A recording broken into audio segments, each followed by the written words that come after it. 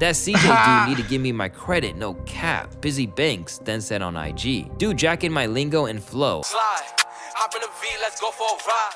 Wait, slide, she said she feeling a vibe. Wow! The immortal words of Soulja Boy. That's his whole flow!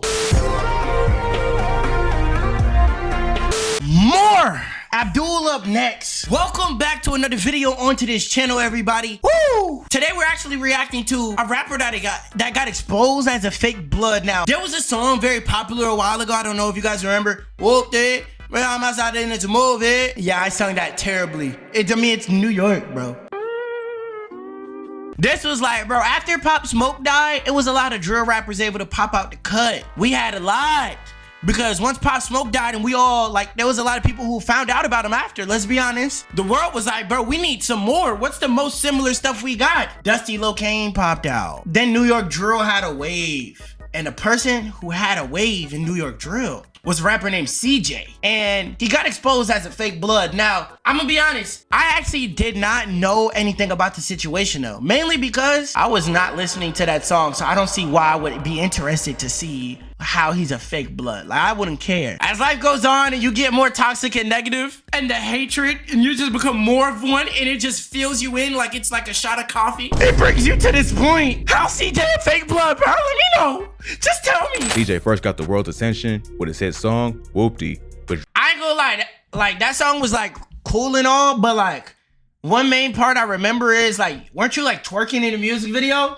Bro, tell me y'all know that meme. Bro, I will find it right now. Like, look at this. Hold on, look. First rapper to twerk in his own music video. You see him? That straight to throwing it back. Like, bro, you not finna sneak that in? So he was throwing it back and he's a fake blood. Like, this man actually did have to kind of disappear. But not only do he got to disappear, anybody who could sit down and say they was listening to this, you gotta disappear next, bro. In the span of less than a year, he went from being a nobody from Staten Island to having a #1 hit record on the charts, co-signed from some of the biggest names in the industry, and scored a major record deal with literally just 2 official songs to his catalog. If you have 2 songs to your name and you have a record deal, go ahead and just say it, bro. Your daddy gotta be working in the industry, bro. You're an industry plant, dude. So you got 2 songs, but one of them got 453 mil? No, even got 2 songs, bro. Even I got more.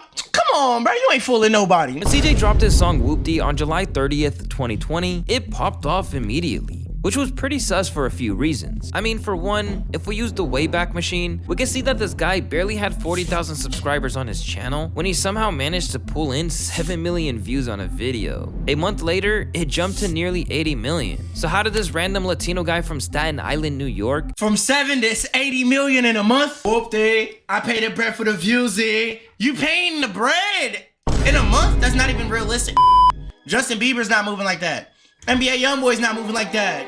Roddy Ricch, when he dropped the box, was not moving like that.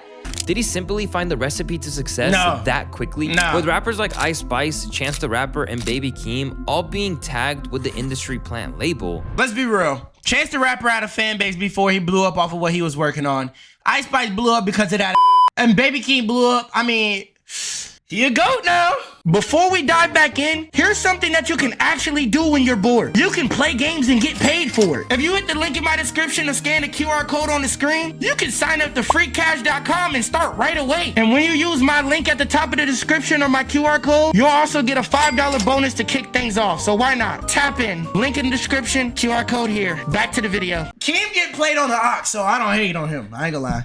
All being tagged with the industry plant label. Naturally, people started wondering if CJ was next in line. However, is it possible to make the claim that he had just made a banger and it hit at the right place at the right time? It was at right place, right time. In interviews that surfaced shortly after the song's release, CJ claimed that Whoopty was nothing more than a random first attempt at making drill music. For the people that don't know, Whoopty was my first drill record I ever made in life. I never experimented with drill. I never made a drill record before that. As you may or may not know, drill music is a subgenre that was becoming massively popular in New York at the time.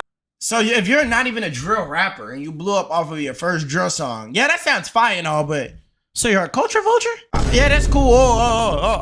Good, yeah, good flex, buddy. But so you're a culture vulture. So you never been really loving this genre like these other people who coming out here and doing this authentically. It was just trying to find something to eat off of that was viral at the moment. It's also important to note that Pop Smoke, who was seen as the face of drill music around the time CJ started blowing up, had passed away just 5 months before Whoopty came out. So there's an argument to be made that people were just hungry for something new, and it felt like the perfect moment for someone like CJ to step in to fill a big void in the drill. Oh my God, you gonna take the words out of my mouth, gang? Bro, he stole my line. Drill was just so hot at the time. I was like, yo, let me see what I could do on a drill beat. You know what I'm saying? I was just playing around like. So what type of music do you make? I had no intentions of being a drill rapper. Today I'm not a drill rapper. It just happened to be I blew up off of a quote unquote drill based song. What makes things even all more crazier is that the beat for Whoopty was already used by Pop Smoke, King Von, and other drill rappers. So what was it about CJ's inclusion of it on Whoopty that blew it up out of proportion? Could it just be the fact that he made it more catchy and simple for the average listener to understand? The machine behind it. Much easier to see. One label has an artist and an independent artist both drop the same song. What song is gonna have the better chance of being visibly seen? Okay, I mean, King Von and Pop Smoke made it before, but that wasn't the song where the label was like, oh, we're gonna get you hit. Like, that's not the crazy story. If King Von would have used that beat entitled it Crazy Story 17.0, nigga, we would have heard it from Von. Or is there something that went on behind the scenes that he was hiding from the audience? Yes! The second the song dropped, it went on to become a viral dance challenge on TikTok, which could be one of the main reasons it was able to climb the charts so quickly. Bro, on everything I love, I never listened to this song once in my life. The fact it was also given a huge push when Cardi B played the song on her Instagram story.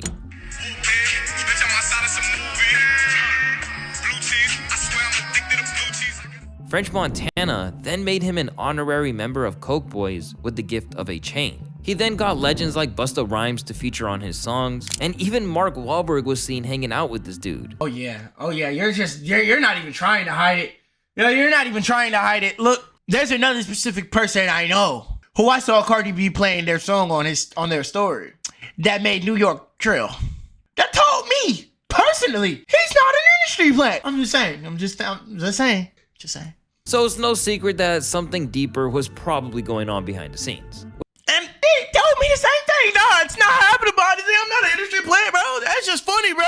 With all these people in his corner, it didn't to. seem too out of pocket when he said he wanted to be one of the greats. Although it was an extremely high bar to set for someone who had just a solo single on Spotify up at the time. How the hell are you going to be one of the greats, bro? You didn't even love what you're doing. Went from bad to worse when he did this genius interview that took place on November 27th, 2020, where he went on to discuss the meaning behind the word Whoopty.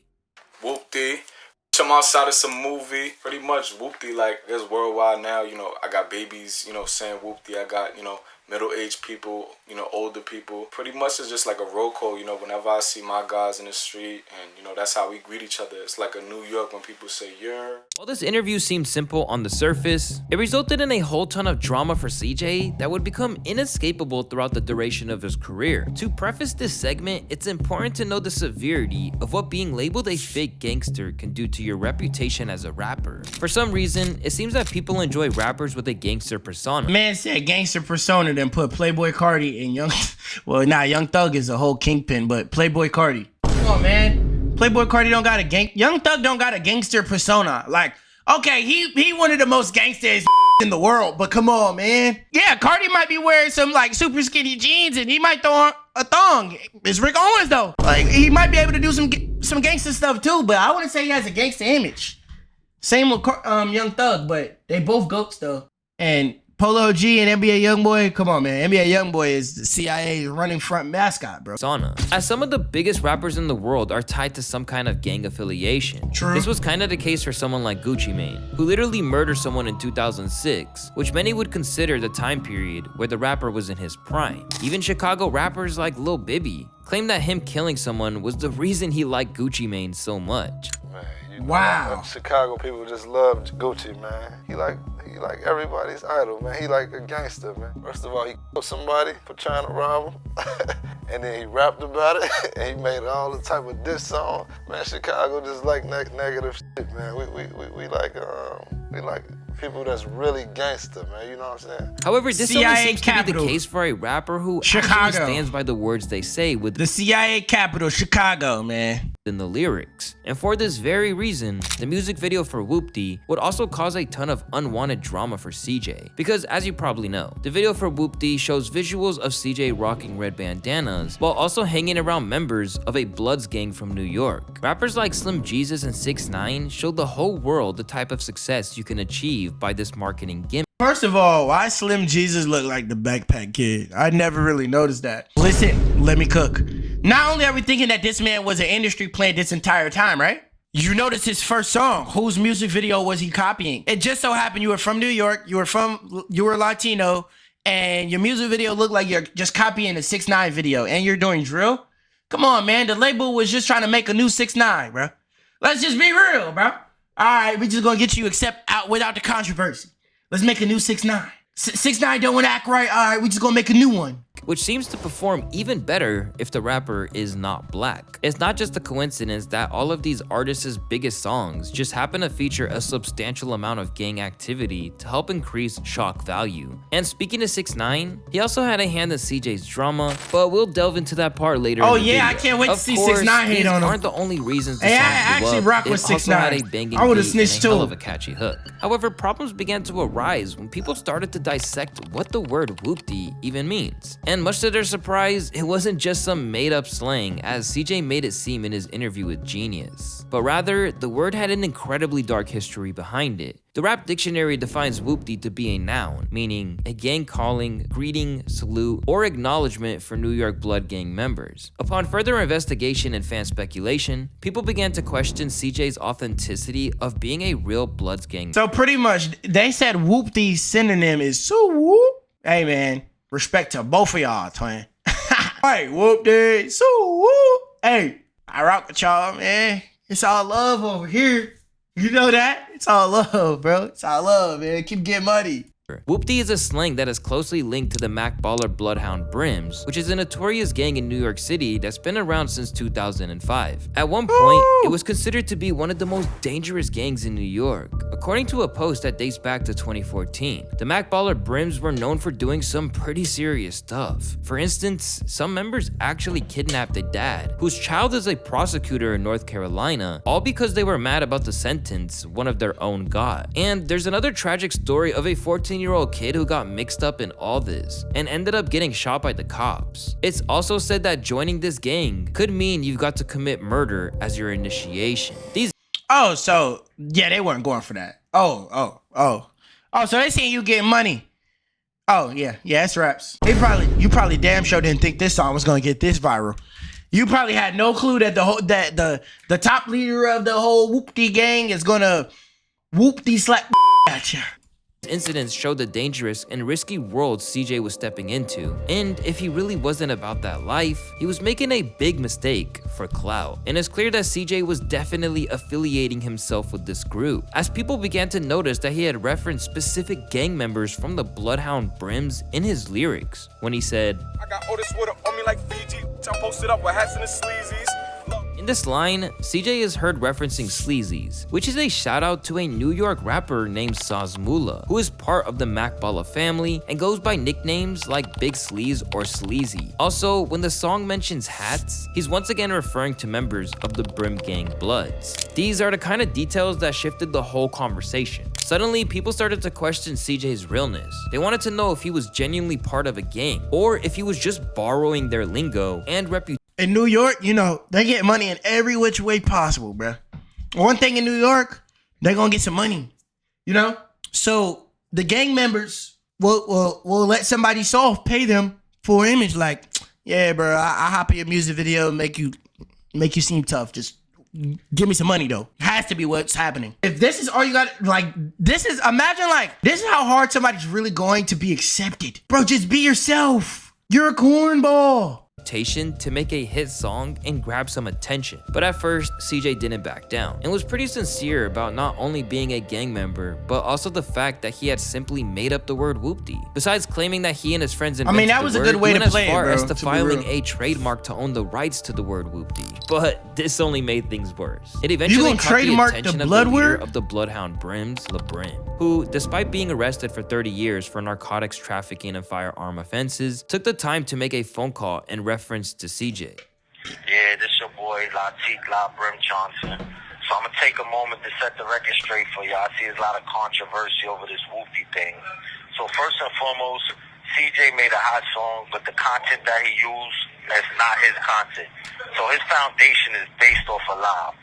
He's not Whoopty. He don't know nothing about Whoopty. He went on to state that CJ knows nothing about Whoopty, and that he literally stole the term, claiming that his song was disrespectful to the entire gang. That I heard the kid was trying to claim it as something that he made or that him and his dudes grew up with. I didn't appreciate the fakeness and the fraudulent with that. That to me, like, that was some fraud. That was some busted. Like, everybody know where Whoopty come from. He didn't even understand what Whoopty is. So I was very disappointed with that situation. Very. His phone call from Brim had a quite severe impact on CJ's street cred. I have a question, y'all. Do y'all think his career would have been over if he wouldn't have just said, like, man, like, just said the truth? Yo, it's this gang thing they like to say, bro. I'm just paying homage, paying respect. Come on, man. We call everything homage. You could have just said homage. Bro, you know you can get away with anything and call it homage, gang. You want to jug somebody? Just jug them and call it homage. If they don't believe you again, just call it St. Peter's homage. Just throw some homage on there. You can't classify homage. So even if you would have said, yeah, nah, I just used to grow up, I used to see them, they'd be driving by, they used to be getting money. So like, this is my representation of that homage. Like, we getting money now. And when I was growing up, I was seeing them, they were getting money, they would say that. Yeah, we getting money now. With more gang members and affiliates questioning CJ's authenticity, one user wrote a comment stating CJ owes them royalty percentages, while another claimed that New York Bloods were getting finessed. A member of the Bloods gang by the name of G5 Reels hopped on Instagram Live to fire more shots at CJ's inauthenticity. Gangster, you got around that been putting on for this shit for years, nigga. You got my bro up north for 30 years right now, nigga. Pull the fuck up right now. Pull up. Cause it's not a game no more, bro. Like, with the industry churning. Ooh, what I tell you, you can always tell who more authentic. You want to know who more authentic? Who look dirtier? Whoever look dirtier, always the one keeping it more real. You got my bro up north for 30 years right now, nigga. Pull the fuck up right now. After they realized he wasn't about that life, the fans followed and were now churning on him in the comment section. Most fugazi blood I ever seen. How has this dude not gotten clapped up yet? Only one song in, and CJ was facing his real first beef in Damn, you wanted him to get rather clapped than it up? being a big publicity stunt to gain traction and new listeners, this one quickly got serious. As if things weren't bad enough, he'd soon be hit with allegations that he stole the entire flow of other MCs. If you're new to hip-hop, let me make it clear that this is one of the worst things you can be accused of. Biting another MC's bars or flows has been at the center of plenty of rap beefs over the years. But that's not true though. Stealing somebody's flow is completely bogus. We know when Drake and X did it, that's just jacking somebody like directly, trying to get more money, shit like that. But everybody takes inspiration from something. If you listen to Lil Wayne in 2005, Carter 2, like you hear Jay-Z's flows in there. People just, you take a bite off of something you genuinely like. You from the past, you go back. That's how you do it. You go back to the past, and it has to be genuine, bro. You just don't steal somebody's because they're lit right now. That's what a lot of people do.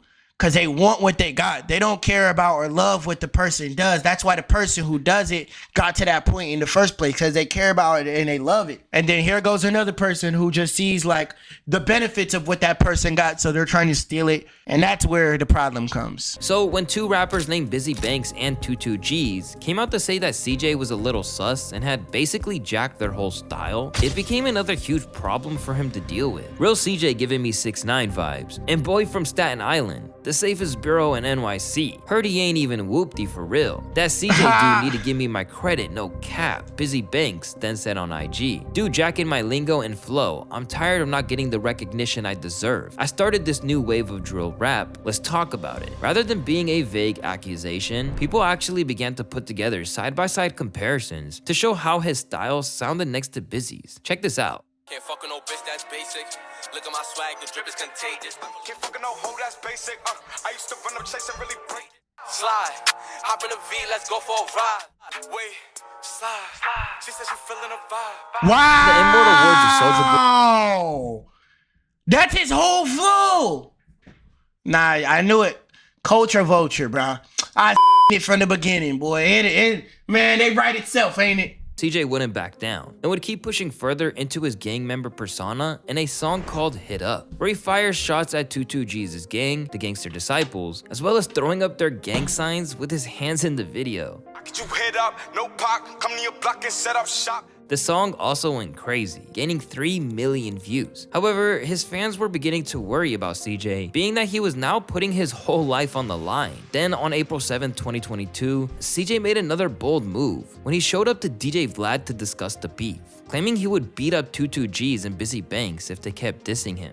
If it really came down to it, like, we could squabble, you know what I'm saying? Like, we could just get it on, you know what I'm saying? Like, if it's that serious, you know what I'm saying? It was like every other week from this point on, CJ would be confronted with another gang member attempting to prove he was a fraud, going on live stream after live stream to try to clear his name, and receiving countless amounts of threats. Yo, we talking about CJ. I know Nobody. I smacked this out too. I see the tags. I know we talk about. In the span of less than a year of blowing up, CJ was dealing with allegations of being an industry plant, a fake gangster, and now a flow stealer. But in 2021, his entire empire would crumble into pieces. Yeah, not gonna lie. I told you. Who's being more authentic here? Obviously the that look dirtier. Span of less than a year of blowing up, CJ was dealing with allegations of being an I don't even know why you would diss the man's gang. It could have just been a misunderstanding, bro. industry plant, a fake gangster, and now a flow stealer. And then they be trying to defend the idea of being a gangster so hard, like, bro, no, I'm not fake, bro. Please look at me like I'm tough. I'm hard, man. Please look at me like I'm hard. Why do you care if everybody view you as tough or hard? I don't get that. Man, explain the industry plant, bro. Who's your manager? Who's getting you all of this money in your pocket so fast so I can get some money in my pockets next? I knew you was in an January imposter, of 2021, the table officially flipped on CJ when the Pitchfork news site published an article completely exposing him, titled, "New York drill rapper CJ is nothing but a shameless ripoff." In this article, they detailed that CJ's rise to fame wasn't just some random luck like everyone assumed, and exposed crucial details about CJ that no one knew about when they claimed that his uncle was James Cruz. For those who aren't familiar, James is a high-powered executive in the music industry. During his time at Violator Management, he helped oversee the early careers of 50 Cent, Nicki Minaj, and Busta Rhymes, who, like I mentioned, gave CJ a pretty big feature early in his career. He also served as the president of Bad Boy Records for nearly 2 decades. The same Bad Boy Records that is run by Diddy and had French Montana on its roster for nearly a decade, which also explains the French Montana cosign that I explained earlier as well. I'm telling you, bro, anytime you see a big rapper rock with somebody new and it's a little too unrealistic, it's a favor. It's a favor. They're doing a favor for somebody. I knew it, bro. Bro, I knew it, bro. I knew it, dude. I knew it, dude. There's a few people like that, dude. You ain't fooling nobody. Is huge because it opens doors. James's influence could easily get CJ's music played on radio stations, giving him an advantage most upcoming artists could only dream of. Now, here's another fun fact. One of CJ's first tracks was actually released back in 2018, the same time period that 6ix9ine was dominating the rap scene with hit after hit. Interestingly enough, CJ and 6ix9ine actually teamed up for a song called Pop that many people aren't aware of, as it was only released on SoundCloud. Oh, so you got a song with 6ix9ine? Oh, hell no. My thing is, bro, if you're a Nepo baby, bro, why do you suck, though? Bro, it be the Nepo babies that be sucking, though.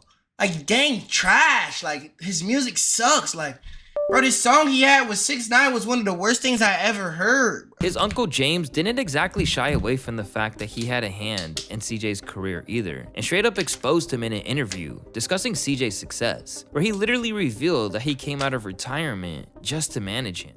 And I said, okay, play me the record. They play me this record called Whoopty. I go, shit, you got a record. Like, you got one. Like, damn, I didn't expect that. And then I said, what else you got? He said, what else I need? It ain't gonna work with one record. What you want? What you want me to do? You want to perform on Carnival Cruise Lines in 30 years? Like, you need a body of work. Looks like Uncle James could have been onto something, as that's basically how his career played out now. As you will see, he basically told CJ his future. Still, he called in some favors to get CJ positioned for success. I'm gonna help the kid. I'm gonna help him. He deserves it. He's family. His pops called me and I gave his pops a promise and I spoke to his moms and I said, I got this. Get him a record deal. To make matters worse, you're gonna just get him a record deal. So he came out of retirement too. So he's a respected person in the industry. I mean, goddamn, he ran Bad Boy. That's the label Biggie Smalls was signed to. He was the president of the label of Biggie Smalls was signed to. Biggie Smalls is one of the biggest artists in the of artistry ever to even step in front of a microphone in all time. Out of anybody that's ever even touched this, he is the greatest one of them. Convert. And you just give him a handout like that? Bro had one song and said, what else I need? Bro, it be Nepo babies. They be a little too entitled, bro. You're just too entitled, bro. James didn't even step aside after CJ was set up. He was sort of telling his nephew what to reveal and what not to during interviews. Somebody said, shh. Yeah, oh, we ain't supposed to be talking about that? You gotta have 2 different album deals? Shout out to James Cruz. When you're already suspected of an industry... Look at the man's face when he realizes that. Talking about that? He looks nervous. Yeah, this is bad, bro. They got you in 4K footage. It didn't stop there either. Once the track's uncleared sample nearly led to Whoopty being taken off streaming platforms, Uncle James took out $80K of his own daughter's college fund to keep the track online. So even though CJ initially tried to paint himself as this self-made rapper who did it without a deal or a team having made it to the top, the truth was much different than the story he'd sold to the public. Initially, CJ tried to move past the industry plan talk just as 80,000 to keep that weak ass song? Can't just make another one. 80,000 for that weak ass song? Well, the song made him more than 80,000. The song probably made him more than 160,000. So, makes sense. as he'd attempted to overcome the rumors of being a fake blood. There's no response. You know what I'm saying? I don't pay that no mind, you know? Everybody got an opinion. You can't satisfy everybody, you know what I'm saying? So it's like, I'ma just keep doing what I do, you know what I'm saying? And elevating, you know what I'm saying? And perfecting my craft. I don't really pay no mind to, you know, what the internet's saying, so. So when he that's an AI generated response. dropped an EP called Loyalty Over Royalty in 2021, it pretty much fell off the face of the earth without anyone noticing. Later, he would try to shoot himself some bail for that EP, disappearing quicker than Jimmy Hoffa. Bro, I don't get it. How are you not a drill artist if you did a drill song with 6ix9ine 3 years before Whoopty came out? Yo, CJ is trash, bro. Not only is CJ trash, but he kind of like an AI generated rapper, bro. Yeah, and he has one of the worst songs I ever heard in my life called Dubai.